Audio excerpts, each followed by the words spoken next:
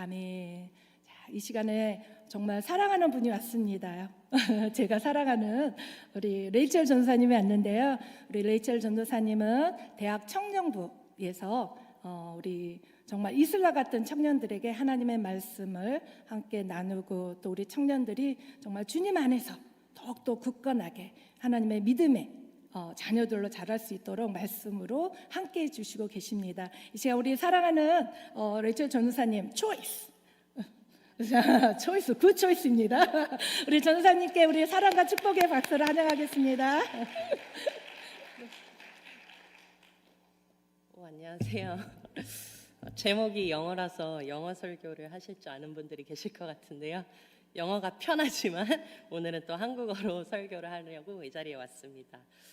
너무 감사합니다. 오늘도 하나님을 증거하는 시간이 되기를 바랍니다.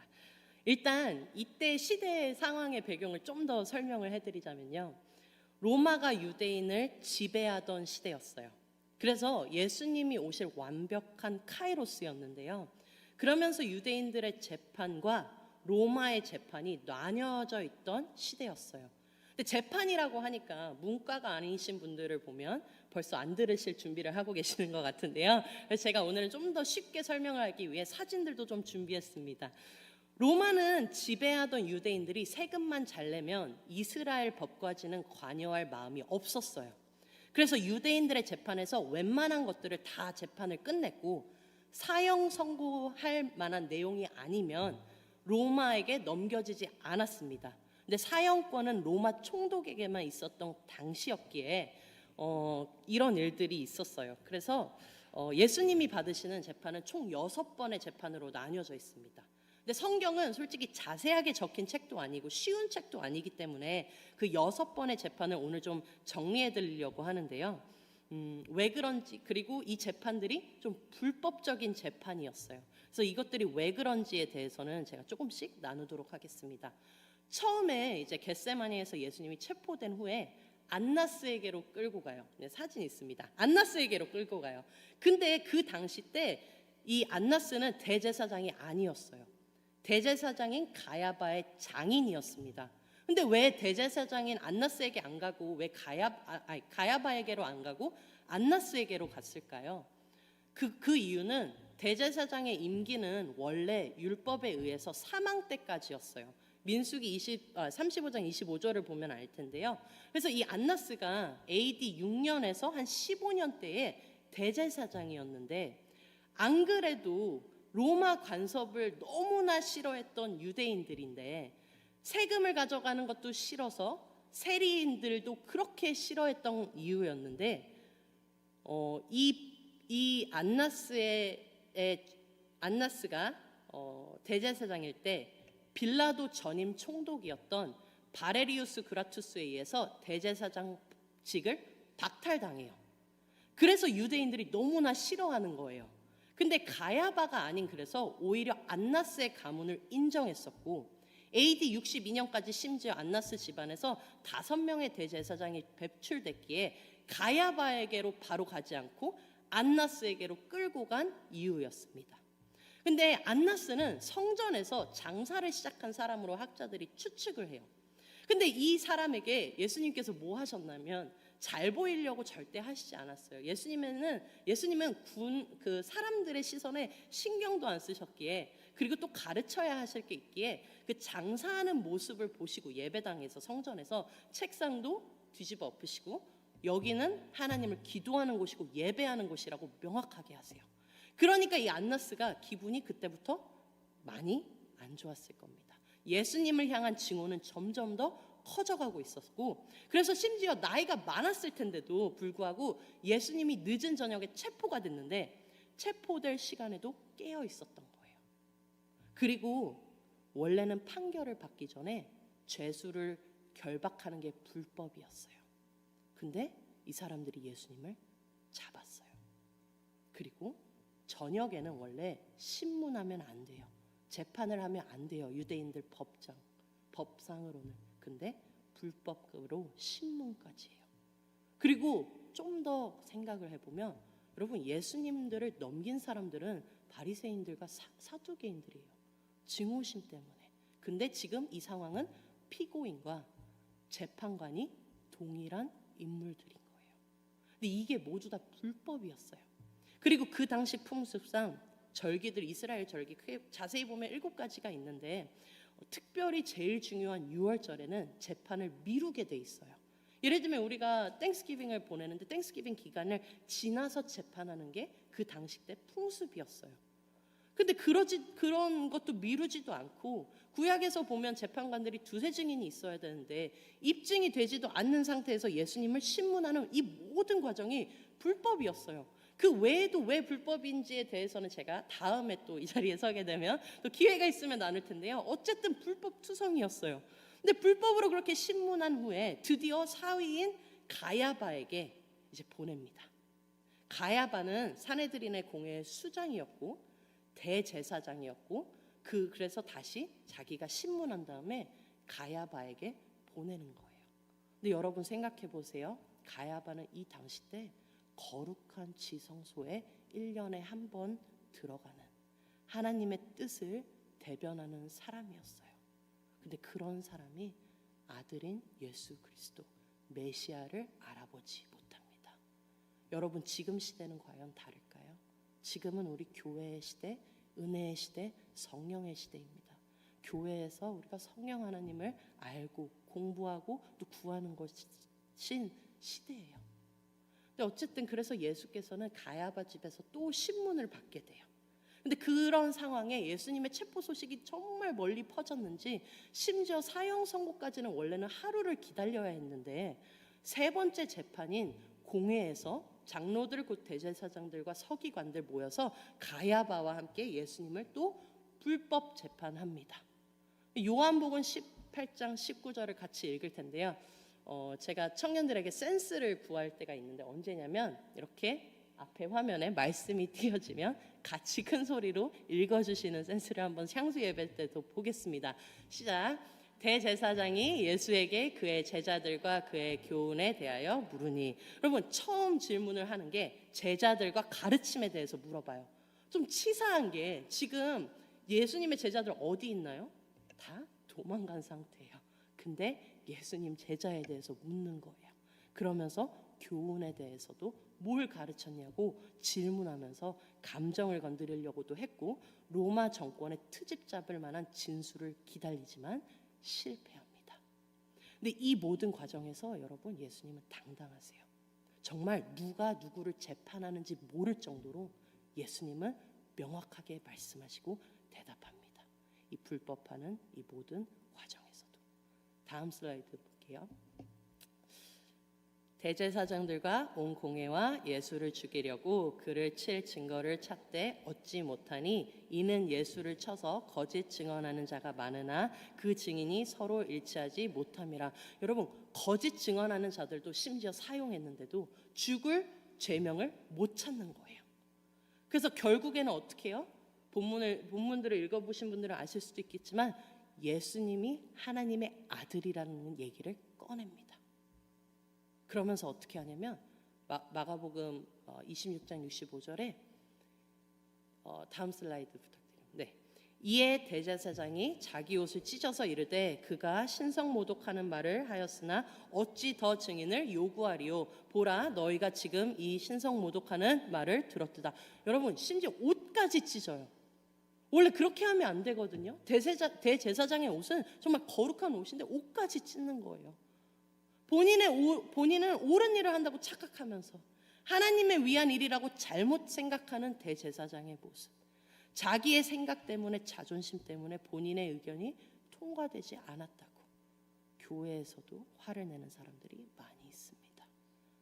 겉으로는 거룩하게 보이지만 그렇게 보이려고 애를 쓰면서 하나님이 말씀하셨다고 말까지 하면서 자기 감정과 생각을 하나님의 뜻이라고 얘기하시는 분들이 참 많습니다. 근데 여러분 성경에서는요 성령의 열매를 맺으라고 하세요. 그 열매는요 정말 내가 부족한 성품들을 향해서 눈물 흘려 기도하고 주님 안에서 붙잡고 있고 노력하면서 맺는 열매들인데 사랑하는 것도 정말 노력이 필요합니다. 그래서 여러분도 정말 한 영혼을 진심으로 사랑해서 예수님의 새 계명을 따라 서로 사랑하는 공동체 되시기를 기도합니다. 근데 여러분, 누가 예수님을 사랑하는 사람일까요? 봉사를 많이 하면? 리더의 자리에 있으면? 그게 아니라요, 지금 예수님을 진심으로 사랑하는 사람이 사랑하는 사람입니다. 그럼 누가 하나님과 가까운 사람일까요? 하나님과 가까운 사람이 가까운 사람입니다. 어쨌든 여기까지 이제 사내들인 공회는 원래는 해가 뜨기 전까지는 모이는 것조차 불법이었는데, 이미 새벽에 오늘 본문 읽은 것처럼 대제사장들과 장로들과 서기관들이 온 공회와 의논을 이미 끝냈어요. 그래서 여기까지는 유대 법정에서 벌써 3번의 재판을 예수님이 받으신 겁니다. 그 다음엔 어디로 보내지나요? 아까 얘기했던 로마 법정으로 보내지게 되는 거예요. 빌라도 총독에게 먼저 갑니다. 근데 빌라도는 유대 민족의 종교적 전통을 잘 이해하지도 못했고 올바른 인식도 없었고 맨날 행정적 일을 할 때 가혹했던 사람이었어요. 그래서 사람들의 인기가 많이 없었어요. 근데 이번에는 유대인들이 그런 빌라도에게 좋은 인상을 남기면서까지 예수님을 죽이고 싶어 했습니다. 그래서 빌라도에게 딱 갔을 때 빌라도가 너희는 무슨 일로 이 사람을 고발하느냐라고 했을 때 사람들이 뭐라고 대답하냐면 요한복음 18장 30절에 대답하여 이르되 이 사람이 행악자가 아니었더라면 우리가 당신에게 넘기지 아니하겠나이다. 아니, 예수님이 묻는 대답은 하지 않고 뭐라 그러냐면, 아니, 행악자가 아니면 우리가 이 사람을 데려왔겠냐고. 왜냐하면 이 사람들이 알았어요. 그때 로마 법에서는요, 하나님의 아들이라고 해서 죽을 제명이 되지 않았어요. 이미 너무나 많은 신들이 있었고 신들의 아들이라고 주장하는 사람들이 너무나 많았어요. 그러니까 이 사람들이 거짓말까지 하는 거예요. 아니, 대답은 하지 않고 우리가 흉악자가 아니면 너한테 데려오지도 않았을 것이다 라고 얘기를 하는 겁니다. 그랬더니 요한복음 18장 31절에 뭐라 그러냐면 빌라도가 이르되 너희가 그를 데려다가 너희 법대로 재판하라. 유대인들이 이르되 우리에게는 사람을 죽이는 권한이 없나이다. 빌라도는 너희 다시 데려가서 너희가 다시 재판해. 나 하기 싫어. 나 안 하고 싶은 거야. 이 재판을 피하려고 한 거예요. 유대인 사람들은 그것을 느끼고 거짓말을 이제 하기 시작합니다. 신성 모독으로는 사형이 될 것 같지 않으니까 누가복음 23장 2절에 고발하여 이르되 우리가 이 사람을 보매 우리 백성을 미혹하고 가이사에게 세금 바치는 것을 금하며 자칭 왕 그리스도라 하더이다 하니, 여러분 거짓말이죠. 예수님에게 물어봤을 때 예수님은 가이사에게 세금을 바치지 말라고 하시지 않으셨습니다. 그래서 근데 이 빌라도가 이제 디어하기도 싫은 거예요. 이 재판은 관여하기도 싫은 거예요. 그래서 첫 번째로 이제 어떻게 이거를 피할지를 고민하다가 방법을 찾습니다. 누가복음 23장 6절에서 7절 빌라도가 듣고 그가 갈릴리 사람이냐 물어 헤롯의 관할에 속한 줄을 알고 헤롯에게 보내니 그때에 헤롯이 예루살렘에 있더라. 예수님이 갈릴리 사람인 것을 알았어요. 깨달아 난 후에 너무 잘됐다. 이제 이 재판을 피해야겠다. 그러고 헤롯에게 보내는 거예요. 근데 헤롯이 의외로 예수님을 보고 기뻐해요. 누가복음 23장 8절에 보면은 같이 읽겠습니다. 헤롯이 예수를 보고 매우 기뻐하니 이는 그의 소문을 들었으므로 보고자 한 지 오래였고 또한 무엇이나 이적 행하심을 볼까 바라던 영고라. 여러분, 예수님을 보는 것을 헤롯이 기뻐해요. 근데 이유가 뭘까요? 이적 행하심을 볼까 바라던 영고라. 여러분, 교회에도 이런 사람들 참 많아요. 하나님을 왕되심을, 하나님을 찬양하고 경배하려고 교회를 오는 분들도 참 많이 있지만 하나님의 능력이 좋아서, 성령 하나님의 능력을 원해서, 그냥 복 주시기를 원해서 내가 봉사하고 내가 11조 드리면 안 좋은 일 안 일어나겠지, 병들지 않겠지라고 생각하는 분들이 많이 계십니다. 여러분, 기복신앙입니다. 하나님은 그런 분 아니세요. 저희 창조하시고 저희를 만드신 분은요, 예배받기 위해 합당하신 분이지 저희에게 모든 걸 주셔야 하고 그런 조건 없습니다. 이미 그것보다 큰 것을 행하셨고 주신 분이십니다. 여러분들은 하나님의 여러분의 삶의 주인이십니까? 정말 하나님이 모든 것을 주관하시고 여러분에게 정말 예배받기 합당한 분이시라고 고백하며 살아가는 삶을 살고 계십니까? 아니면 내가 하고 싶어서, 내가 바쁘고 싶어서 교회 사역도 하고 어느 순간 하나님과 교제함은 사라지고 사랑은 잃어버렸는데도 찾아갈 고민도 안 하고 계십니까? 여러분, 오늘 이후부터는 그걸 다시 한번 고민하시길 바래요. 하나님은 어떤 일을 하고 계시고 있고 여러분들이 어떤 위치에서 교회에서 있는지 상관 안 하세요. 하나님이 제일 원하시는 건요, 지금 하나님을 얼마나 사랑하고 계십니까? 얼마나 여러분들이 하나님과 가까이 계신가를 제일 중요하게 생각하십니다. 근데 문제가 생겼어요. 헤롯이 도로 빌라도에게 다시 보내요. 그래서 빌라도는 이제 비공식적으로 신문을 하기 시작합니다. 그래서 요한복음 18장에 보면요, 이에 빌라도가 다시 관정에 들어가 예수를 불러 이르되 내가 유대인의 왕이냐? 예수께서 대답하시되 이는 내가 스스로 하는 말이냐? 다른 사람이 나에 대하여 내게 한 말이냐? 여러분 생각해 보세요. 재판을 하고 있는 사람이 빌라도가 움찔했을 거예요. 누가 누구를 재판하는지 헷갈렸을 거예요. 예수님을 향해서 질문을 던졌는데 도리어 예수님이 빌라도에게 질문을 던지십니다. 그러면서 예수님이 이렇게 말하세요. 우리 길지만 한번 같이 읽겠습니다.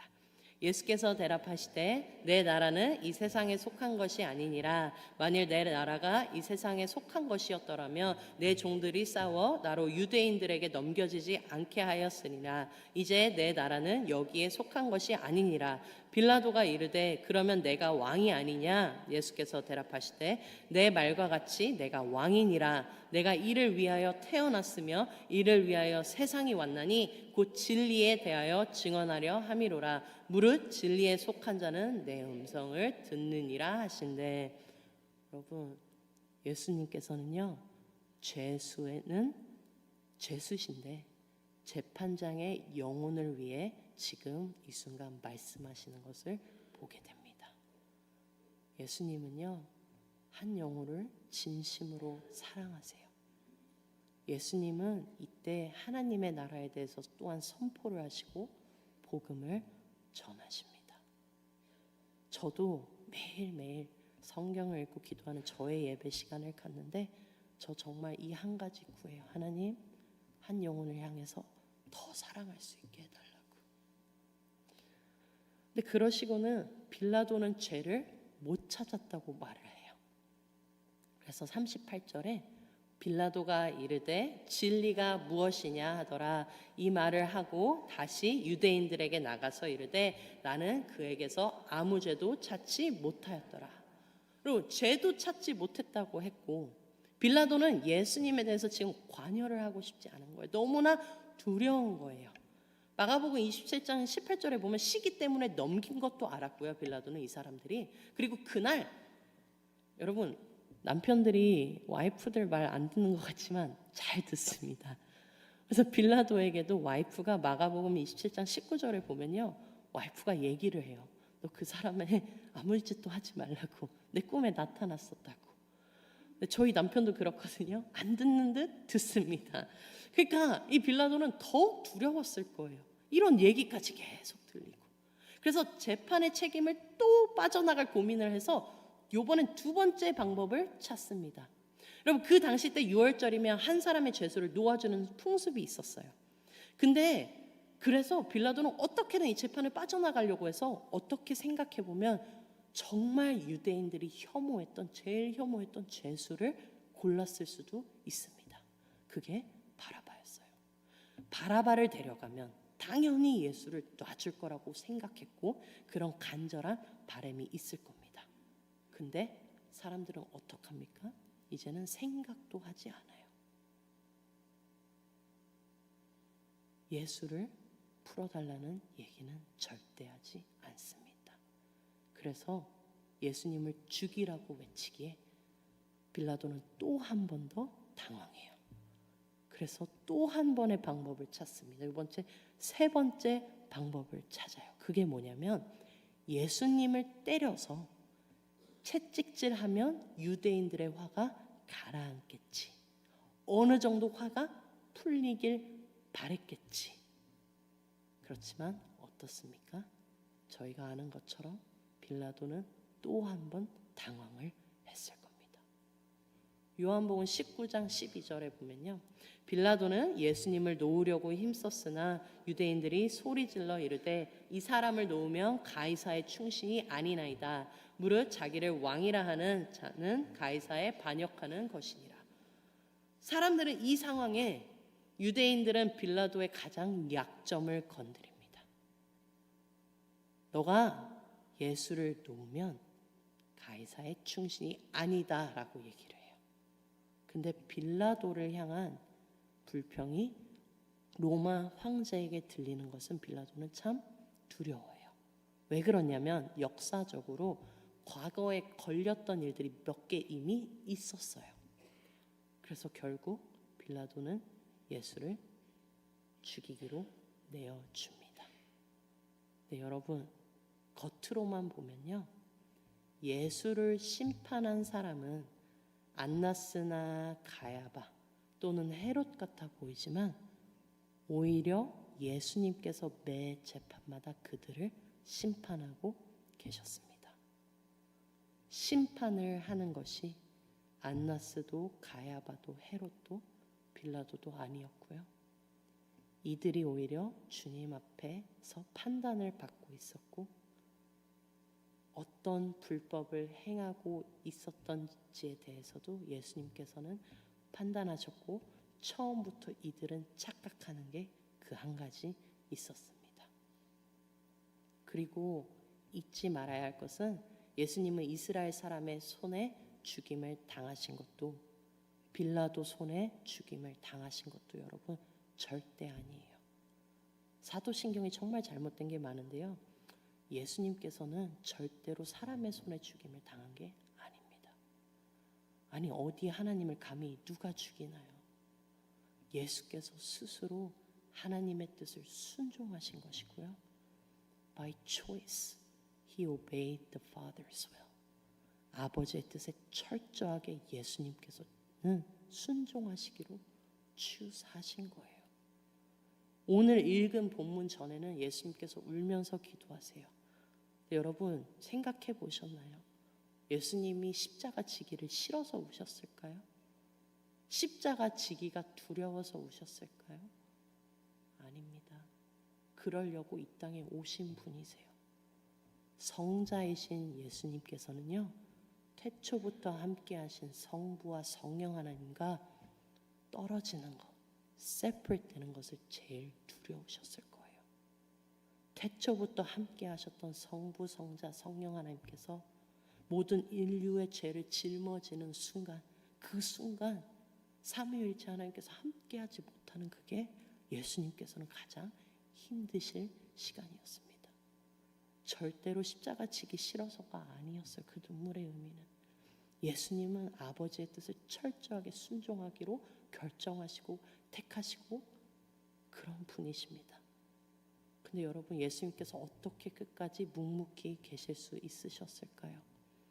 예수님께서는요 뚜렷한 소명이 있으셨습니다. 예수님께서는요 이 땅에 오신 명확한 이유가 있으셨어요. 근데 여러분 저를 포함한 여러분 모두에게 초이스가 있습니다. 안나스에게도 초이스가 있었어요. 하나님께서 성전에서 예배하는 게 맞다고 하나님께서 가르쳤을 때 돌이킬 기회가 있었어요. 빌라도에게도 여러분 초이스가 있었습니다. 예수님을 어떻게 해야 할지, 사람을 두려워할지 하나님을 두려워할지 우리 모두에게도 여러분 초이스가 있어요. 예수 그리스도를 주인으로 모시고 성령 하나님을 간절히 구하면서 Christian, Christ follower 소명은 여러분들에게 명확해집니다. 하나님의 영광을 위해서 사는 사람들, 구별된 삶을 사는 사람들. 여러분 때로는 가정에서도 남편의 오해를 받고 심지어 자녀들은 엄마의 희생이 당연한 것으로 생각할 때도 많고, 위로를 받아야 하는 교회 공동체에서도 오해받을 때도 있고, 거짓으로 예수님처럼 재판 자리에 서는 느낌을 받을 때가 많을 수도 있습니다. 하지만 예수님 가신 그 길, 소명이 명확하시냐면요, 크리스천으로 사는 소명이 명확하면요, 가실 수 있습니다. 저는 하나님을 증거하러 부름 받은 사람의 소명이 있습니다. 사람 신경 쓰지 않고 정말 소명을 가지고 살아가려고 애를 쓰며 몸부림칩니다. 그래서 여러분도 오늘도 내 감정과 생각과 하고 싶은 대로 사는 것이 아니라, 하나님 정말 내가 죽고 성령 하나님께서 인도해 주세요, 하나님 내 삶의 모든 것을 주관해 주시세요라고 간절히 기도하면서, 가야바도 빌라도도 헤롯도 예수님과 얼굴을 맞대었던 것처럼 어느 날 우리도 한 사람 한 사람 예수님의 얼굴을 맞대고 서야 할 것입니다. 그날 정말 주님께서 판결하실 때 착하고 충성된 종아, 부족하지만 잘하였다 칭찬받는 여러분 되기를 기도합니다. 저희 우리 잠시만 반주 부탁드리겠습니다. 저희 잠깐 기도했으면 좋겠는데요. 하나님, 저희가 옳은 초이스, 옳은 결정하기를 기도합니다. 정말 저희의 지금 하는 사역들과 일과 이런 것들, 내 타이틀이 중요한 게 아니라, 하나님 오늘도 성령 하나님께서 저희 안에 간절히 거하시고 인도해 주시기를, 그래서 예수님께서 하셨던 사역들 감당할 수 있는 저희들 되게 해달라고. 하나님 누구든 쓰실 수 있으세요. 하지만 하나님께서 구하시는 거 그거 한 가지 있어요. 성령 하나님께서 거하셔야 돼요. 여러분 안에 성령 하나님께서 인도해 주시기를 간절히 구해야 됩니다. 우리 잠시만 기도하시겠습니다. 하나님 제 안에 거해달라고, 성령 하나님 내 안에 와달라고, 하나님께서 인도해달라고. 하나님 정말 저희의 자리와 위치와 그런 것들을 생각하는 것이 아니라 정말 하나님을 날마다 구하며 성령 하나님께서 인도해달라고 잠시만 기도하시겠습니다. 하나님 아버지, 하나님 너무나 감사합니다. 정말 저희가 하나님 정말 다른 것들을 바라보는 것이 아니라 성령 하나님 정말 이 자리 가운데 임재하여 주시옵소서. 하나님께서 충만하게 임하여서 정말 이 자리가 정말 마가의 다락방처럼 정말 기적과 이적을 하나님 바라보는 자리가 되게 하시고, 하나님 예수님께서 하셨던 사역들을 저희가 감당하게 하시며 하나님을 구하고 하나님의 인도하심을 구하며 성령 하나님께서 정말 저희들을 인도해 주실 수 있기를 아버지 하나님 간절히 기도하며 간절히 구합니다. 저희가 주님 아버지 앞에 정말 얼굴을 맞대며 살 때에 그날까지 아버지 하나님 정말 저희의 생각과 심령을 구별해 주시고 언행을 구별해 주시며 말 한마디를 통하여 정말 영혼들이 살아나고 하나님 위로가 필요한 자들에게는 위로를 해줄 수 있는 저희들이 되게 하여 주시옵소서. 아버지 하나님 정말 주님 앞에 서는 그날까지 정말 구별된 삶 살기로 아버지 하나님 정말 이 시간 결단합니다. 하나님 부족하지만 너무나 연약하지만 너무나 수없이 넘어지지만 성령 하나님께서 오늘도 인도해 주시며 함께 해주시기를 간절히 간구하며 기도합니다. 아버지 하나님 정말 이 자리 가운데 하나님 더 가까이 임하여 주시고 정말 여기 있는 한 영혼 한 영혼 하나님 이 시간 만나주시며 영혼 깊이 성령 하나님 거하여 주시기를 간절히 기도하며 구하오니 하나님 이 자리 가운데 함께하여 주시옵소서. 하나님 여기 있는 한 영혼 한 영혼들을 구별하여 주셔서 저희의 언행을 구별하여 주시고 행동을 구별하여 주셔서 말 한마디가 저희의 하는 행동이 죽어가는 자들을 살릴 수 있도록 영혼을 깨울 수 있도록 하나님 함께 해주시며 정말 주님의 말씀을 나눌 수 있는 정말 그 끝날까지 구별된 사람으로 설 수 있도록 하나님 인도해 주시옵소서. 예수님 너무나 사랑합니다. 모든 말씀 살아계신 예수 그리스도의 이름으로 기도했습니다.